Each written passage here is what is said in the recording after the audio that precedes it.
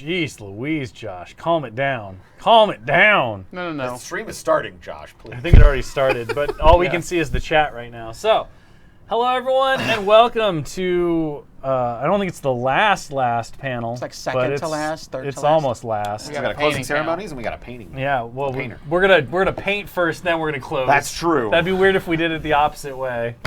Just Wouldn't be the leave first Dallas time. here, turn the lights off on him, and be like, you're fine. People are watching. There to shut it down when he's done. We're live. Trust us. We're live. We're live. Welcome to our last of our 5-year retrospectives. Of course, celebrating 5 years of Atomic Mass Games, 5 years of game design and development among the studio. In this one, so we talked about just the foundations, some of the fun stories about how we started as a studio, from our founding members and everything else. We did that on Thursday. Yesterday, we had a great time talking about the visual design and how things kind of advanced and changed, how our approach to art and all of that has kind of modified throughout the years and what that means for us going forward. Today, we're going to talk all about game development and design. And this is just really going to be a roundtable, so if you have questions in the Discord, you can feel free to ask. If we're able to answer them, we absolutely will. Obviously, we're not going to give away anything that's a secret or NDA or anything like that, but general design questions about things we can talk about from the studio perspective, that kind of stuff, it's all there. I know it's been a long day. You said Discord. We were looking at Twitch chat, not What? Discord. You know, Twitch you chat, can put your question chat, in The Discord. internets, whatever. I can saw put it in that. Discord, I but saw we that will join not. our official Discord. My brain I get just it. I get auto. it. It just auto. I'm just saying you're not going to get answers in the Discord. Look, Grandpa doesn't understand how any of this technology stuff works. I can't even okay? see myself. I don't even know if we're live, really. I know, it's you really know? kind of freaking me out. I'm Like normally we confused. have to look at ourselves on a delay. Yeah, Yeah, you're really clever with that. Okay, so with all of that silliness out of the way, let's just go ahead and start talking. So I have with me our development director now, game development Yay! director, Will Pagani, who of course was part of our founding crew. We have Ben Ransom. You might be like, but Ben hasn't been around for 5 years. He's been around for a lot. He actually started as a playtester before he joined our development group. And then, of course, we have Josh Colon. Josh joined us very early on and was a part of a lot of the playtesting that we did initially within the office and internally. And, of course, has a very close connection with the development team because we do, if you watch the Team Tactics video and stuff, we do have a lot of collaboration and connectivity between departments in the studio. Yep. So Josh kind of brings a non-game dev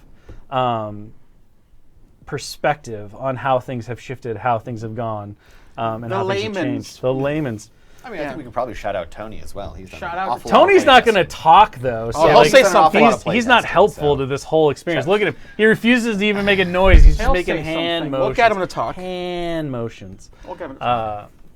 All right, so let's go ahead and just dive right in. And we're going to start kind of, we're going to go through the life cycle. You know, I broke this down trying to figure out how to kind of develop this panel so it would somewhat make sense. And I broke it into, you know, the birth of the studio, kind of like the younger years, and then when we became a teenager, and now we're like we're getting ready to go into adulthood. So how has things shifted, right? So let's start talking a little bit about the birth. So the very early times when we were working, you know, even before studio, kind of game development, philosophy, things that we like. So one of the big things that we always like to talk about whenever Pagani and I do these kind of philosophical discussions is to point out that game development is not invention. You know, very rarely do you create something whole cloth that has never been done before. Most really good design and developments, as with many things, you know, I always like to use cooking as the example, is innovation, right? Yeah. You're taking elements that already exist. You're taking ingredients from other places or things that have been well established, a die roll, card content, miniatures, tape measures, movement sticks, all those things, right? If you're talking about miniatures games, or hex mechanics, if you're talking about a board game, draw mechanics, if you're talking about a card game, any of that stuff, right? And you're putting them together in new and innovative ways, trying to find unique tweaks or unique takes, ways to kind of surprise people or utilize things in ways that they haven't done before to create kind of your own final recipe. And so I think the first step is kind of really understanding like what's the cooking school you come from, right? What are the things that really inspire you, where your background is and things like that. So I'm just going to go ahead and let Pagani kind of talk about his we'll start with him, and you can Sure. just discuss like what are the things you like in games, what are some of the things you dislike in games, how do you think that informs where we started with the studio? Like, what were some of the things that you wanted to bring into AMG when we began this journey, primarily working on Crisis Protocol to start, but then as we moved into other things? Yeah, so I'm primarily a competitive player, right? It's kind of what I've been for my entire gaming career. And even when I'm not playing something competitively, it's very hard for me to not try. And like, not necessarily try to play it competitively, right? But like, not try to optimize or not try to do things well or anything like that. So for me, when I'm designing and when I'm looking at things, I'm looking for efficiency, I'm looking for power level, I'm looking for that kind of stuff. So in the early days, right, I worked a lot with Josh, who was very much about the fiction and the lore and the stories and that kind of stuff. So I would have Josh come in and be like, all right, Josh, I got to make tactic cards or whatever. Tell me some stories. And then every time he would start talking, I'd be like, oh, well, we could do that with this or this kind of thing. And then for the initial designs of Crisis Protocol, you can see a lot of this in there, right? Like how roster selection works. That's a very competitive-oriented direction, right? That's very, like, there's a lot of player choice, a lot of... Draws a lot from the sideboard idea in Magic. Absolutely. How do you put that into miniatures Absolutely. game? That was definitely one of the original design thoughts of... Right, like, and, you know, and how can we create interaction with the game outside of the game? Because that's a huge part of competitive games to me is, can I do research? Can I create spreadsheets that have different roster builds, right? Can I create, like, what are the most efficient tactic cards I can take? What are the most efficient crisis I can take, right? So all of these little things that are little check boxes that I can go through and check off as I'm building rosters or as I'm building armies or whatever, for whatever game I'm playing at the time. And I'm a monster. I do this for, like, literally every game I play. Yep. Like, everything. So it's very much like, I don't know, I'm a spreadsheet guy, I guess is what it comes down to, right? But focusing on, like, from a design perspective and a development perspective, it's very much like a player choice and complication and that kind of stuff. So, like, we just showed off Wrecking Crew, which is very much about an optimization path, right? It's if you do A, then you can do B, then you can do C, then you can do D. And we could never just put D on the card, right, or it would be insane.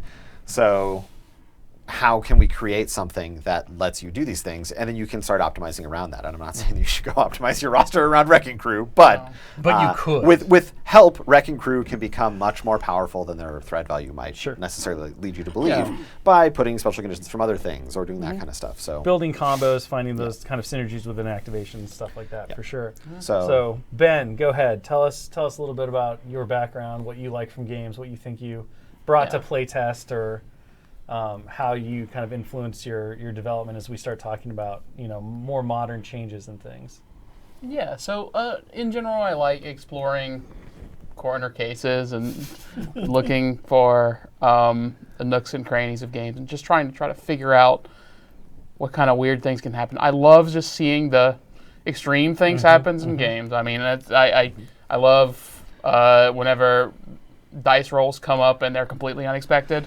On both sides, I love, you know. It's true. So I love a good giggle whenever everything's going wrong for me.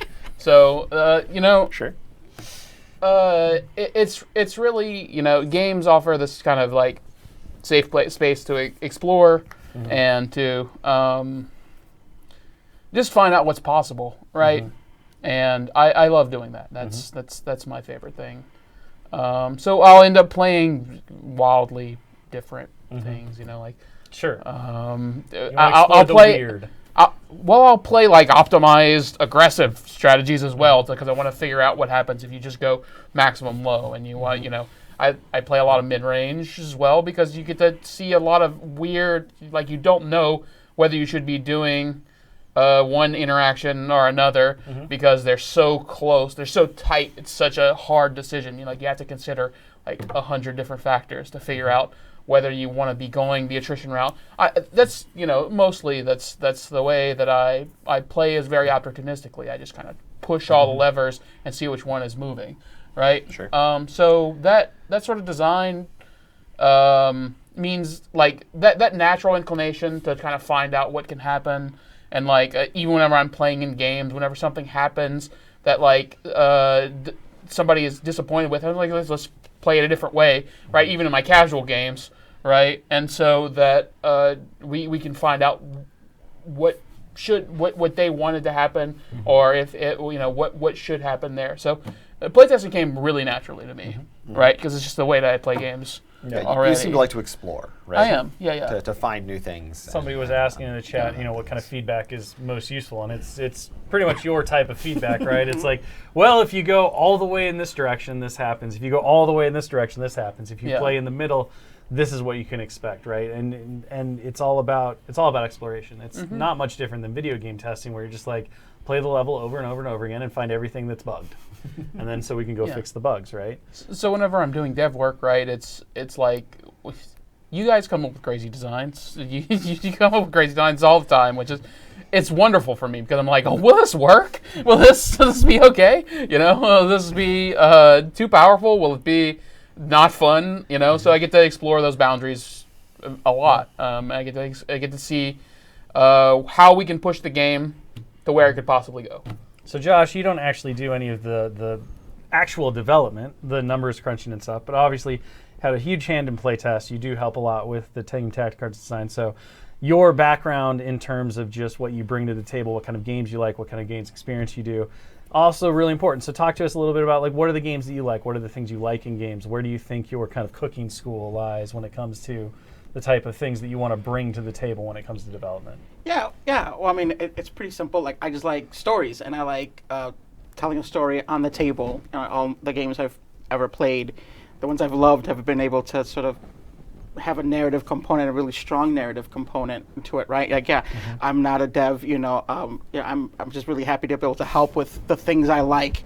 The things that I've geeked over all my life happen to allow me to help people to make an awesome thing. It's so good, Josh. And be able to make a living doing it is pretty wild, But like, and I'm not going too far ahead, but like the best I can describe it is I played my first game of Marvel Crisis Protocol, like I think a month into while you guys were working on it, and you just had the power system roughly, the dice, the turn system, and like just some of the Team Tactic cards weren't even really a thing yet, right? Like it was. They came a little later. Yeah, for sure. They weren't part of the original design. And it was him. Like, he set me down. He goes, "Hey, play this. Like tell me what you think." And I remember playing it, and like it felt like, even as that early and that rough, a Marvel comic book story. Like it felt like immediately, and I remember being like, oh my god! Like I'm like, we have something here, boys. Like I literally remember saying that, right?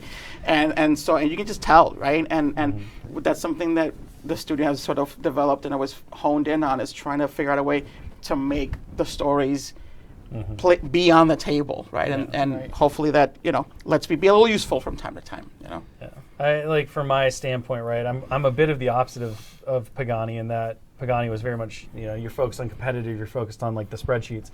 For me, games have always been, they're fun when cool things happen.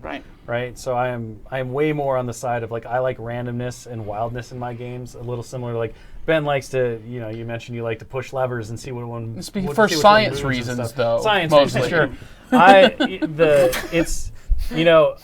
like it. I don't like it when things are very predetermined, right? I don't like it when you can actually like math out what's going to happen next. I want to be surprised, right? Yeah. And I especially love that because it means that, in games where that happens and there is a really big investment and you don't want to take your eyes away and you don't want to stop playing, that's when you get everybody together in this unique little thing. So,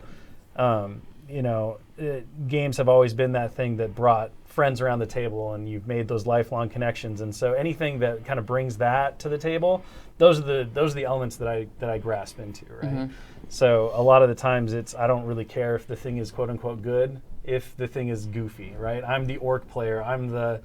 If there's a random chart to roll on and it can go super well or it can go absolutely atrocious for you, but it's going to be hilarious either way, like that's what I'm in for. Yeah.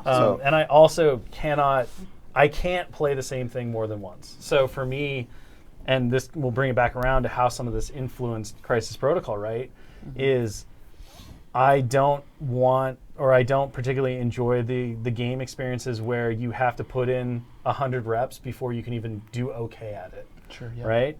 So one of the big goals with Crisis Protocol, and Tony, who's not going to talk because he already said he wouldn't, when he was helping playtest the game in the early stages, one of my big tasks was I was just like, take this stack of characters, randomly shuffle out 10 of them, and then play and see what happens, right?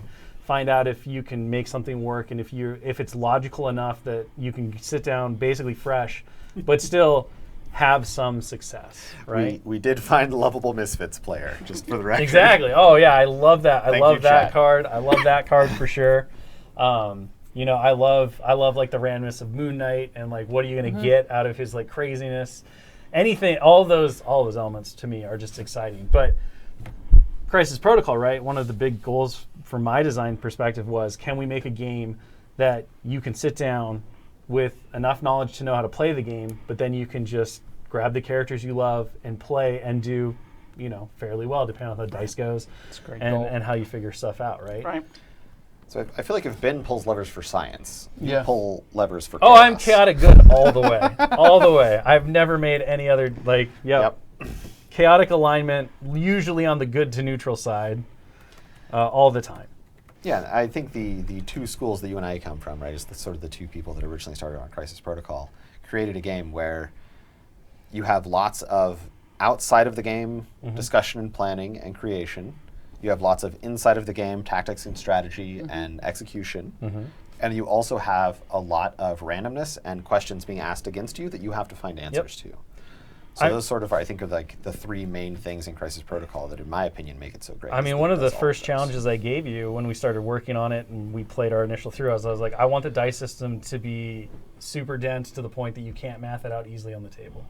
Like, I really wanted, because we'd we'd played so many games where it's just like, roll these dice, and then you can quickly do the computations. You can say, okay, I'm going to, on average, do this, and then on average, this is going to happen, then on average, this is going to happen. And so you can quickly make these analytical decisions. And well, I think sometimes those games are fun. Like the beauty of, or the theme, the story, because I'm definitely on Josh's side, I want narratives, of Marvel is that even the most unlikely things can happen, right? And being able to get enwrapped in that experience and see things happen that are unexpected and exciting, but also have them not blow out the game, but have players be able to come back in and to give people a reward for trying the big play. I think there's a trend in some games, especially in miniatures games, I feel, where the right path becomes so clear that it disincentivizes you from going for the big swing, for the haymaker, for all those things. Right.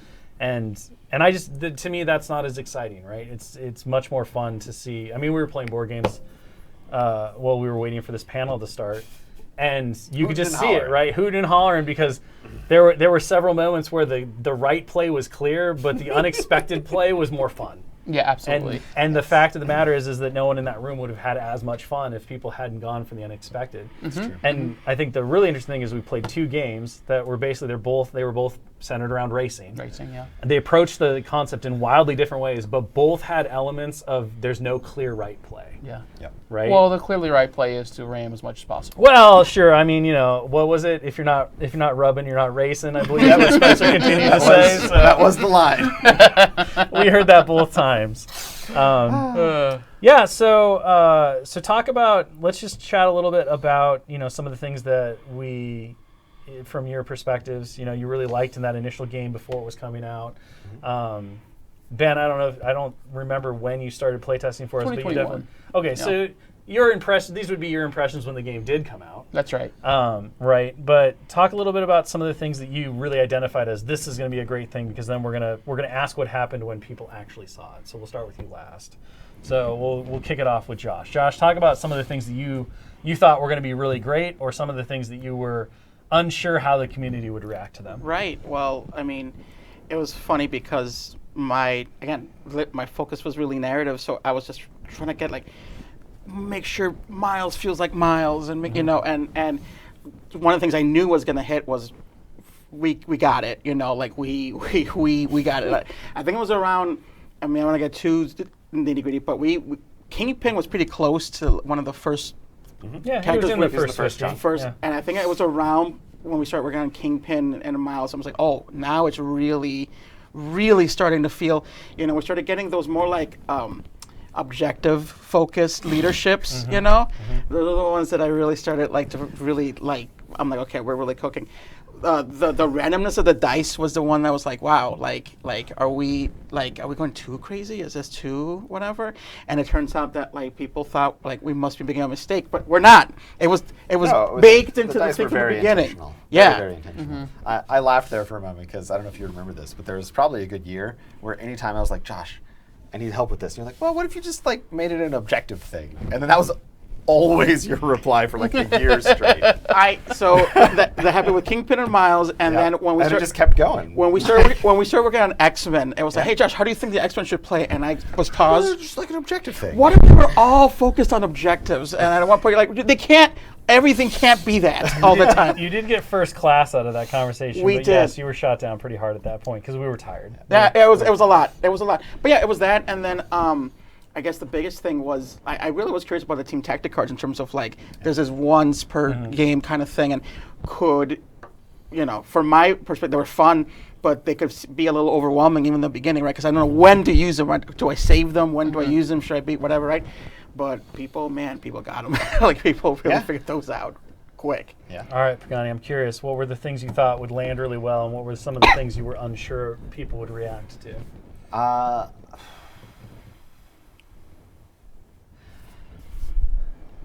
I was pretty sure that people were going to love terrain destruction, terrain throws, character displacement, all that kind of stuff, right? That I feel like is one of the more unique, or most unique things about Crisis Protocol. There's a lot of games where you go around, you beat each other up, you do your stuff, you take your objectives, you do that kind of thing. But Crisis Protocol is one of the games that does that the best, I think, of all of the games that I've played. And that one to me I thought was going to land, and I think it did. People seem to really enjoy it and love it. It's a very cornerstone part of the game and gameplay. I was worried about the roster construction, right? Like, that's a lot to do outside of the game, and for the majority of players that aren't the spreadsheet guy like me that want to sit there and tinker and do all this kind of stuff, roster construction is pretty scary. There's a lot of choices to make there. You got to pick 10 characters. At the time, you had to pick 8 tactic cards. 8, Oh, yes. yeah. Instead of 10. And then the 6 crises. And then 6 crises, right? Like, Which that's just a lot. Slightly less options for crises. Correct. At the time, There were but significantly less at the beginning, but we knew there were going to be a bunch coming out over the next couple of years. So, like, when we hit, I don't know what we're at now, 30-ish or something. I don't know what's released and what's not. Well, I mean, There's if a you lot. take into account all of the crises that have ever been released, I Yeah. think we're probably around 30. But obviously, the non-banned ones versus the currently active ones, Yeah. it's a little more reasonable. Yeah, so like, and I think that's a little different than like a normal army construction for a game, right? Because you're like, oh my gosh, I want 10 of this guy, I want 5 man units of these guys, I want this big guy, right? Like, I don't know, that feels different than like, what characters are you going to take? Cool. What cards are you going to take? Cool. What scenarios are you going to take? Cool. Like, that's just a much different discussion and a much different thought process, I think, that doesn't exist too many other Well, and places. it's not just like what are you going to So- take. It's then how are you? What are the permutations that you were going to plan Yeah. on based on X, Y, or Z situation?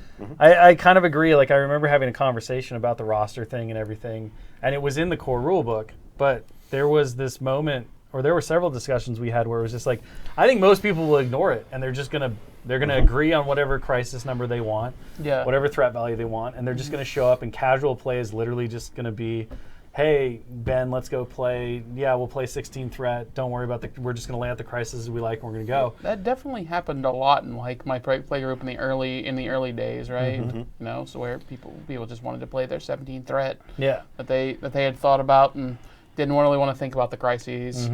Yeah, and we kind of knew that might have been enough thing. Yeah. And we ended up deciding to keep the current roster system because we were like, okay, Yeah. that's cool. Well, and like I they mean, can do that, right? That's not a problem. That doesn't hurt the game. That doesn't hurt the community. That Right. doesn't hurt anything. Yeah. If people want to play like that, that's totally fine. And so we Yeah. ended up sticking with it. And I think the game is significantly better for it. Well, and now that we're I 5 would years say instead of it winding up being kind of a thing that was kind of relegated to events or tournament play or whatever, you know, now it has been completely adopted by, like, you can't imagine the game any other way. And I think the excitement of being able to take 10 characters and 10 tactic cards and all this stuff, you know, it was definitely, it could have gone 2 different tracks. It was one of those moments where, like, you know, maybe they'll do this, maybe they'll do that. We think it's very cool. Let's go ahead and play. So now we'll go. You weren't in on the testing, but you were there on the ground floor when it kind of like released and stuff. Yeah. What were some of the things that you thought the game did that were really interesting, and what were some of the things you thought you were like, why? What were they thinking about this?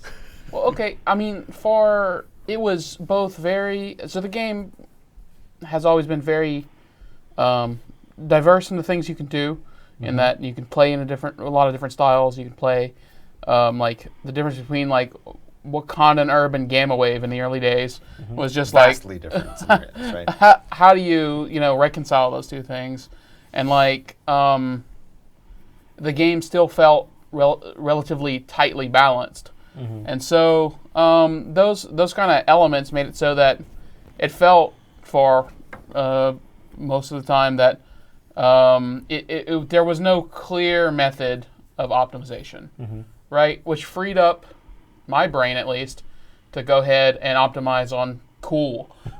Like, so that's really the element of the game that that alchemy of it coming together, of it being so like broadly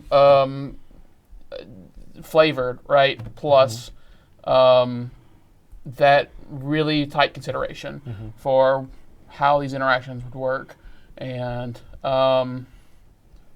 that willingness to explore, right? That I sensed in you guys, and I'm just like, oh, this is for me.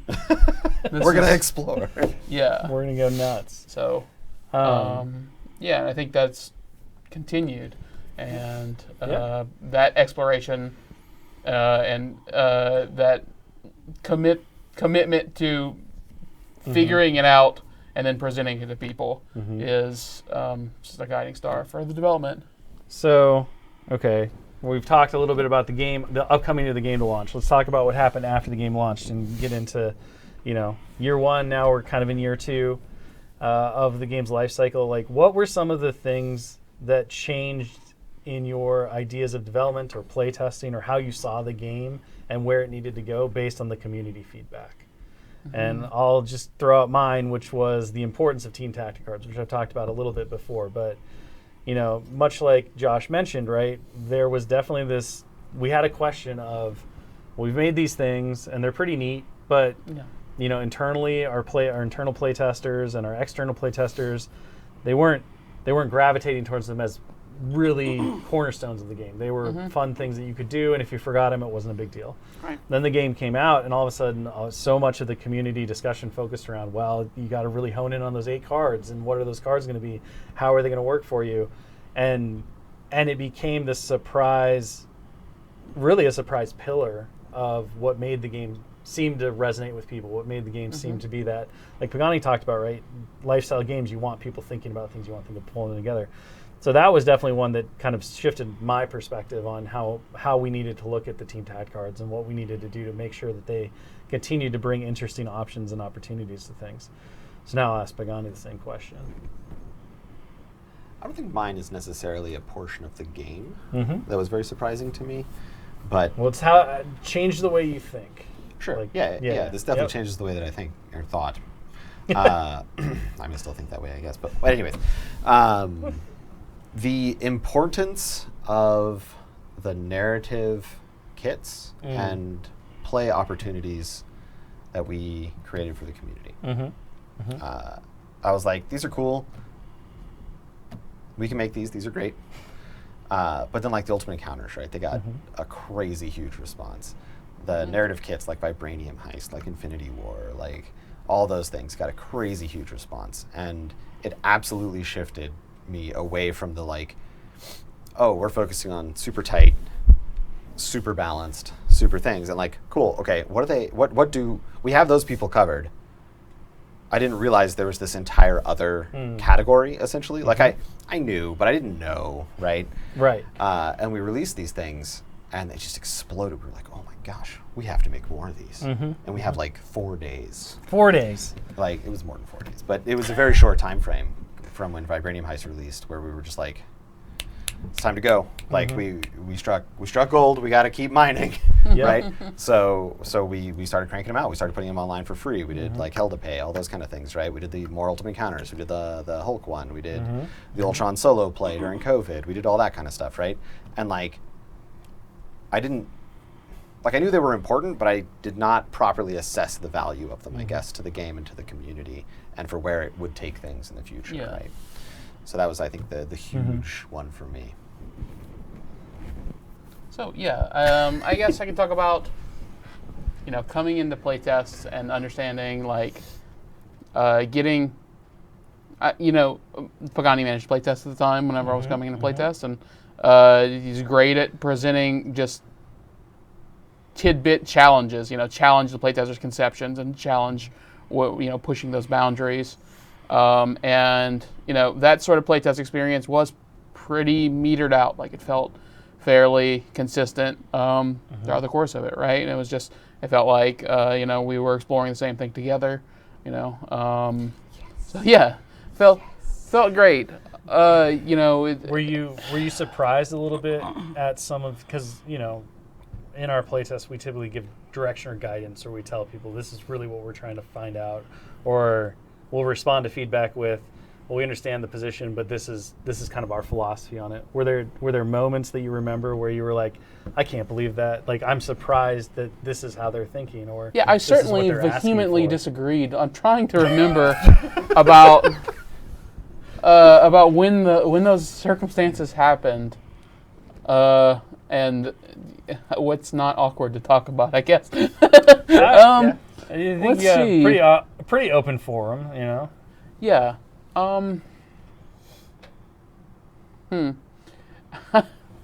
That's. I was gonna progress this conversation to whenever I became a developer, but yeah, I think the playtesting time. Sure. Yeah. That was your let me surprising sit on it, because that particular question about what did I really disagree with in playtesting? Black Order Corvus. Sure. Corvus Proxima. Yeah. Yeah. So I played a lot of. The player in my play group played heavy attrition very early, so I started exploring Kingpin and trying to just do the win conditions, sideswipe those win conditions. I'm trying to just think through what you guys didn't understand. What I thought you didn't understand. Oh, no, I heard it. It's fine. It's fine. You said it the right way. You think about it. You can always come back. Yeah. Always come back to it. Josh, was there anything? Oh, what? How could I forget separation anxiety? It's true. My favorite and was best thinking one. about that one. And Josh got to make a bunch of art for that one. Oh, did. Yeah. All the symbiotes. So many Symbiotes. symbiote head icons. Yeah. That was Little fantastic. Little heads. Do we want to give him a spoiler? I don't know. Go ahead. There's another multiplayer format coming in the vein there you of go. separation anxiety. There you go. So that'll be a good time.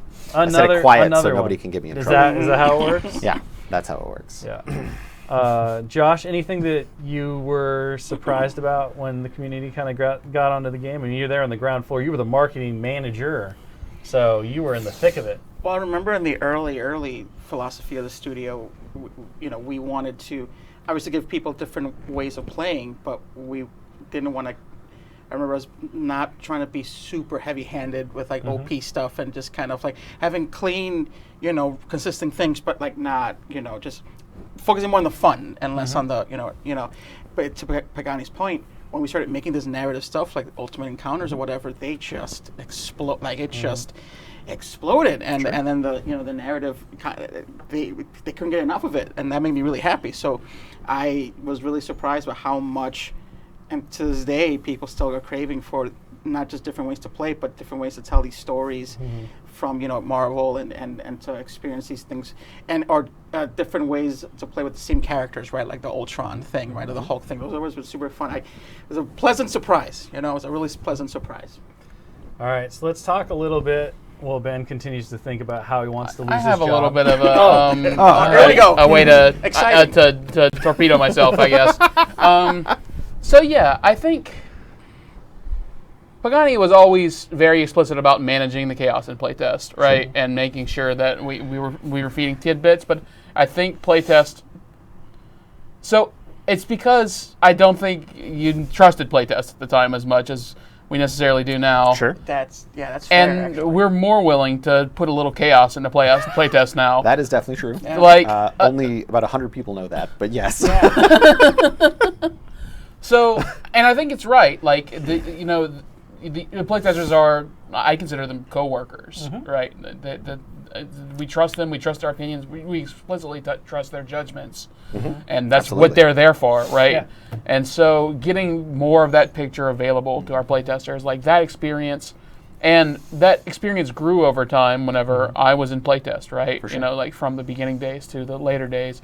And just I think that just comes from having a more experienced playtesting core and learning that you could trust us, right? Or Yeah, I I can mean- trust them. Well, and a growing department Right. too, right? Like as we progressed as well. Obviously, we started with 4, went to 7, and now Yeah. we're sitting at 38.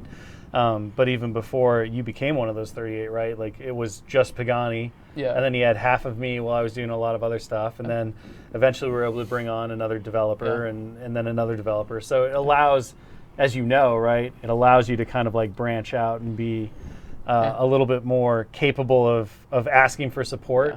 If you Yeah, rock the 100%. boat too heavily, you can bring in your fellow developers or Yeah. your fellow staff members and be like, all right, so we have this little bit of an issue. We got a little tizzy. You get a little too How wild do in we playtest. figure this out? Yeah. This is what's going on. So I mean, as a developer, I get to see a lot of the chaos, but I get to see, have that empathy and have that work together and collaboration even closer. So that is, Sure. it was really cool moving up into the role. So let's talk a little bit about, we've talked a lot about the kind of the origins, where we started, some stories about Crisis Protocol, and then the surprises that it had when it released. How did that experience kind of change or affect when we started talking about Shatterpoint, right? When we started talking about our next game. Our sophomore game. And then, our sophomore, what was going to be our sophomore game. But then, of course, all tied into the other bit of this, which is right kind of at the very start of that process, we suddenly found ourselves not just making one Star Wars game, but many Star Wars games, and games that, we were not responsible for creating, right? We took over a very important role in stewardship and all of that. Of course, this is going to tie into when we get next, and the big news of Ministravaganza obviously being the huge Legion refresh and update that just happened. But how did all those things kind of start to affect, like what lessons did we pull out? What kind of things got shifted in your brain? Like how did all that stuff kind of like rock back in, right? Just talk about anything that was interesting or unique, or how you kind of grew and evolved over the course of those periods of time. And I know, Ben, even though you weren't there at that original conflux of everything, you've certainly been very, very in-depth to it. You had a huge hand in the Legion refresh and updating as well over the last 18 months. Like you kind of came in midstream Absolutely. and had a big part in all of that. So I think you're just as capable as anyone to talk. And then Josh can talk about how we've gotten older and meaner as people and developers. Oh, yeah. It's definitely true. And then maybe we'll answer Chat's question about what we think our biggest success or most meaningful success has been as we get to our adult years in this discussion. I remember when we started, especially Shatterpoint. I remember you two were pretty, treated like any other project. You started pretty, figuring out what your goals were and what your influences were going to be, and you started out really good. But from what I remember, it was pretty early on. One of the key sort of things, from what I remember, is you didn't just want to make another MCP, right? You wanted to explore new approaches to game design and what does it mean to be a game. A lot of what to this day I think is part of Shatterpoint in its DNA is it really does push the idea of what is a skirmish game, right? Like do we always have to be blowing people up, right? What is an objective, right? Like what does it mean to, right? But upstairs, right? I mean, I think you were in a lot of those rooms where some of the big challenges we put on the board was how weird can we get and still have it be a miniature skirmish game? Like what? Yeah. There were no sacred cows. Right, and We still have really it feel like did. Star Wars too. It was a lot like a sophomore album, right? You're like, Yeah. well, we could just do what everyone Or seemed to successful, like yeah, before, yeah. but instead we could get weird. Yeah. And isn't it more interesting to get weird? And we got weird. And we got very weird. I remember I was actually lucky enough to be in the very first meeting you two guys were in, which you guys were trying to figure out the dice and just like resolution for stuff, and it was amazing to hear you guys kind of go back and forth. But yeah, like even then, like I remember being like, they're trying, I'm like, how are they going to change the MCP dice to work for the Star Wars thing? And they were just like, well, it's going to be D6s and D8s, you know, it's going to be completely different. And I was like, oh my God. So I can talk about that for a minute if you want. Yeah, like that was awesome. Right, like MCP dice, there's obviously only one die. Right. Versus the two in Shatterpoint. And we still wanted a relatively difficult to understand dice system. Not meaning difficult to understand in terms of comprehension of arcane, like, how like to attacking them, execute it. but like Right. difficult to understand in terms of what are the odds of something succeeding, what are the odds of something failing, what are that kind of things. But Dallas is pointing. He at was us. Hi, there. Dallas. He was there. You were there too, but Y'all have been great for 5 years. Thank you. End it. That's all we need to hear. it. Thank you. We got it. Got Dallas Camp accolades. Those are the hardest accolades to get. That's true. I was super is. Impress me, I dare you. yeah, so we were trying to find another way to make it difficult, and it's actually very easy to math out the Shatterpoint dice. But what's difficult about mathing out the Shatterpoint dice is that it's literally different for every character. Right. Your expertise chart changes it. Your combat tree changes it. Their expertise chart changes it. So if I want to say, hey, how much damage does Anakin Skywalker do? I can never do that math. Yeah. Right? I can't. I can figure out how many successes he's going to get. Right. But I can never figure out what he's defending against. Who's he hitting? Do they have Right, protection? right, What is right. their expertise? What is their odds, right? So you can never say, like, this is, you can say it, right? Like, this is all doable, but it is too much information for a non-chess grandmaster to hold in their head. Right. Right? And that was always something, like, that was how we kind of achieved that impenetrable dice math portion while keeping it still relatively simple in execution, right? Yeah. Roll your dice, do your thing. What is the prediction here? Good Right. luck, right? And that is sort of a keystone of Shatterpoint that I want to talk about after you're done. Yeah. Well, no, but Is the prediction part of Shatterpoint. The whole point of that game, from our base design level, is that it is almost impossible to predict. right. You know, So. and like, I don't have much more to say, but like, there were just so many fun, interesting things. Like seeing you guys, some of it I would say, I mean, you can disagree with me. It did feel like you were like kind of like, it was like okay, you did MCP. How do we do what we did with MCP, but in a slightly different way, right? Like you know, I think for 15 seconds you were talking about, okay, we'll control each individual characters, and then eventually the conversation came in of like a squad kind of thing, where, you know, and there's different like tiers of characters, right? Like a supporting whatever, and that kind of evolved from trying to do something different, right? And it was just wonderful to see, you know, you guys kind of trying to solve that problem, and then the problems kind of came trying to solve those issues and kind of go back and forth. One of my, you know, one of the original Shatterpoint things was a much more robust terrain system, like environment system that we did not end up using entirely, right? Which I still hope we can maybe keep in our back pocket someday or whatever. For It's always in the pocket, Josh. We always never in the delete a pocket. file. But I mean, seriously, these guys went wild on the ideas, right? And I think that shows in the end product, because it's when anyone says like this game is weird, it's yes, that thank It's you. true. That's exactly Yeah, what and- they and want. We always knew it would be. Yeah. Go ahead, Pagani. Talk about prediction and you know, reliability. Yeah, so Crisis Protocol, right, is not a game that is huge on reliability, but you get to pick who activates. You know what your scenario is. You know where the things are going to be. You can make plans. You can do this kind of stuff. You can build strategies into your list. You can do all that kind of stuff. None of that works in Shatterpoint. So it was like, how can we take Crisis Protocol, which lets you do these things, which lets you make a spreadsheet and resolve these things, right, and just turn that on its head to make it a completely different experience, because we want to make different things, right? We don't want something to just be Crisis Protocol. We don't want something to just be some other game that already exists. We want to make something new and different, which will hopefully then attract people to come and play it and enjoy it and have a great time. Yeah. So that's kind of my big one, is we learned a lot of lessons from MCP. How can we apply those lessons in a different way? Right. Yeah. Yeah, I think the one thing that I really wanted to key in on, so there were two things with Shatterpoint. Obviously, I've talked a lot about the combat trees and combat resolution feeling very dynamic and cinematic. The other thing that I was really interested in trying to capture was from Crisis Protocol. One of the things players really love to do was seeing their little Rube Goldberg machine, right? And that's Miniature's game in general, right? Yeah. How do your combos work, and how does that make you feel like you've succeeded in something? Right. With Shatterpoint, you know, between the tactics and the way in which your team synergizes as individuals, but they also feel like a cohesive group because everything kind of can affect everything else with free movements and all this stuff. That was definitely something that I was hopeful that we could get to the point, and I think we largely achieved it, to where, you know, it never felt like anything wasn't activating, even though it was one at a time. Right. And you as a player were very rewarded for being clever. right? Yeah. And all of that. So I wanted and answering questions that are proposed to Yes. you was a big thing that we talked yeah. about a lot in the beginning. Was like, whereas instead of trying to solve the problem before that, we want Shatterpoint to ask you a new problem every turn, and you have to find the most optimal way to play Shatterpoint well. You have to optimize every turn, and you can't do it beforehand. It's a game of reactive tactical acumen for sure. I want to jump now from that and talk about Legion specifically, because we have Ben here and Pagani here, and I think it's kind of the other side of how our development and thought processes have been changed and affected, and it's impossible not to say that this was a major shakeup, because it's very easy.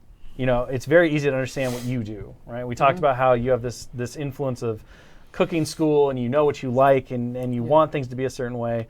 And then all of a sudden now, you have stewardship and this really important role to play over this massive property like a Star Wars Legion. It has its own inherent development and design team that, you weren't there for. It may not think the same way that you do. You have a community that's very invested in it. And so now the challenge becomes not just thinking about, okay, how do you become part of its DNA and get some of your DNA into it, right? How do you make this blended household? But also how, seeing how other people have done things, and analyzing that and saying, well, why did they do it this way? Why does it work this way? What does that implication mean? If especially when you hit things that the community is kind of rubbing up against raw, and you're trying to solve these problems, or trying to make the game the best game it can be.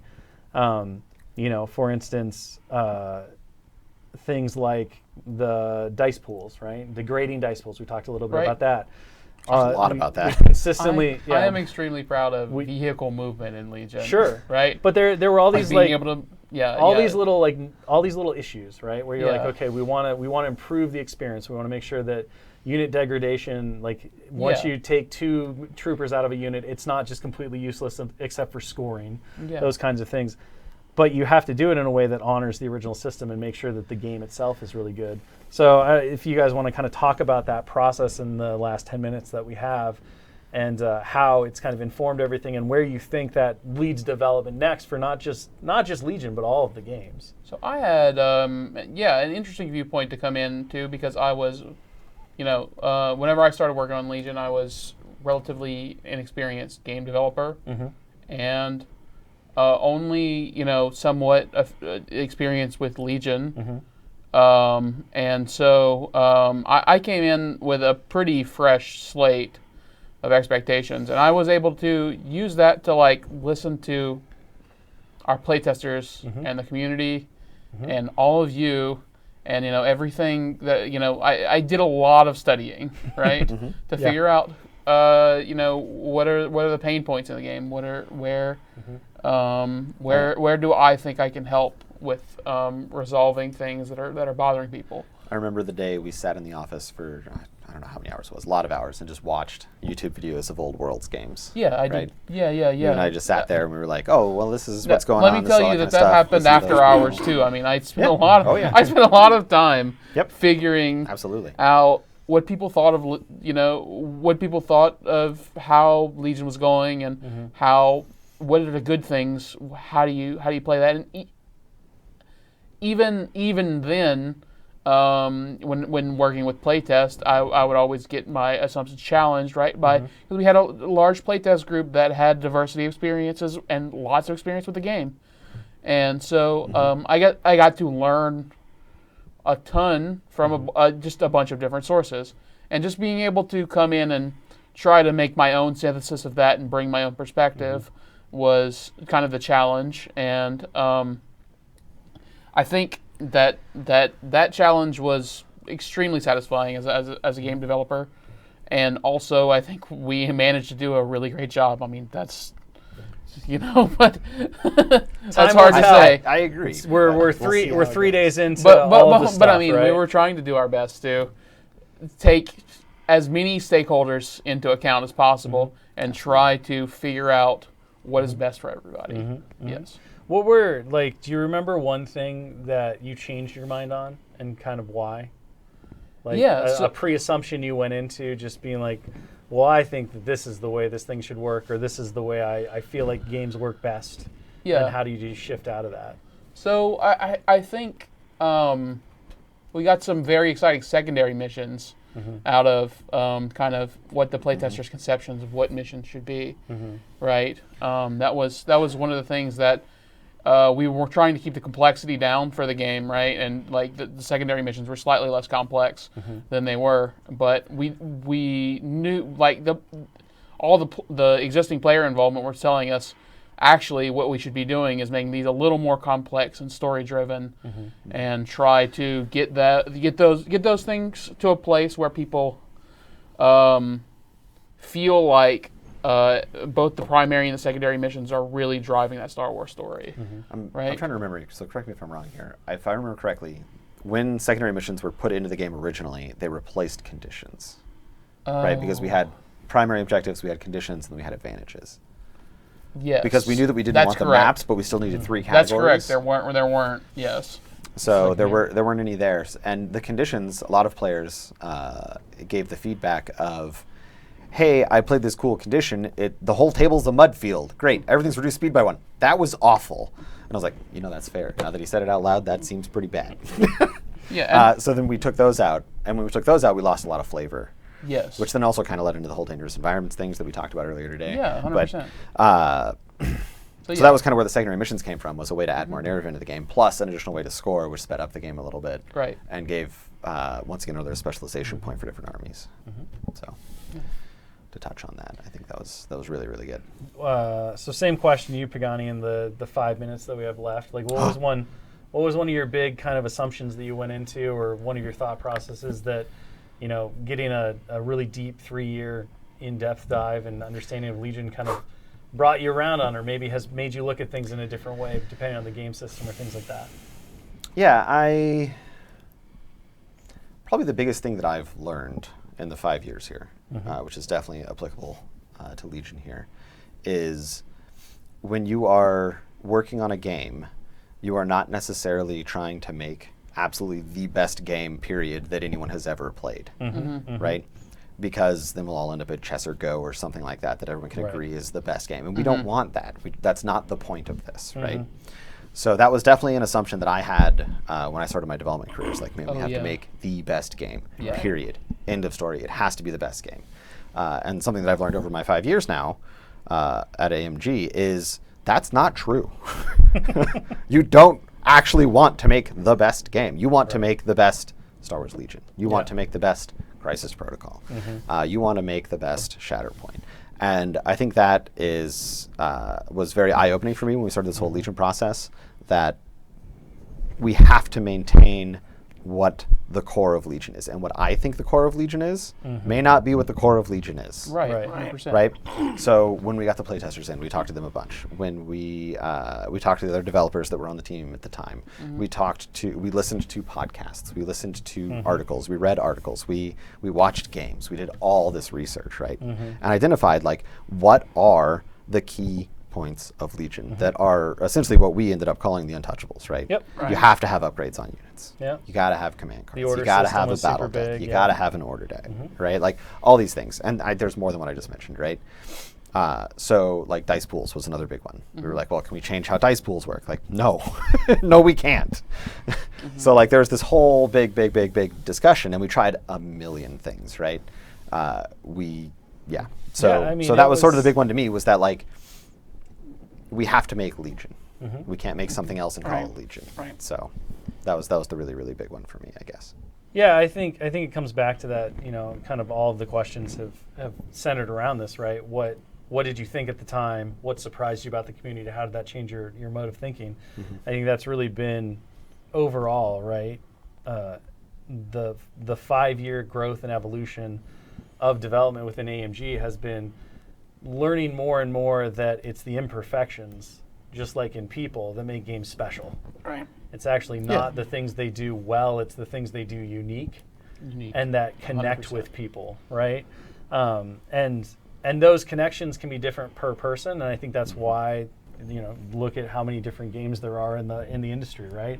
From board to card to miniatures games, there's an experience for everyone, and our job, right, is to create meaningful experiences in games that connect with a wide breadth of people.